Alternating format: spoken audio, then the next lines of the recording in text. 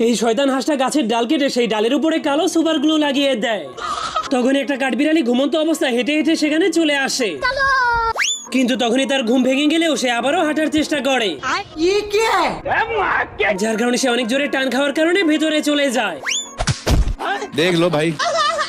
এই জন্য তার ভাই অনেক কষ্ট করে যখনই তাকে উঠিয়ে দেয়, তখনই সেই সুপারগুলোর কারণে তাদের দুজনের হাত একসঙ্গে আটকে যায়। কিন্তু যখনই তারা গামগুলোকে ছোটানোর চেষ্টা করে তখনই তারা আরো বেশি করে আটকে যায়। এই জন্য সে যখনই হাত ছোটানোর জন্য তাকে এভাবেই টেনে টেনে বাইরে নিয়ে যায়, তখনই তাদের দুজনের হাতের সুপারগুলো খুলে যায়। কিন্তু এরপর সেই শালা হাঁস অনেক লম্বা একটা কেচি নিয়ে কাঠবিড়ালিগুলোকে ভয় দেখাতে শুরু করে দেয়। मैंने कुछ नहीं किया। এই জন্য কাঠবিড়ালি যখনই কাজ করতে শুরু করে তখনই হাঁসটা আবারও কেচি দিয়ে তার পায়ের নিচের ডালটাকেই কেটে দেয়।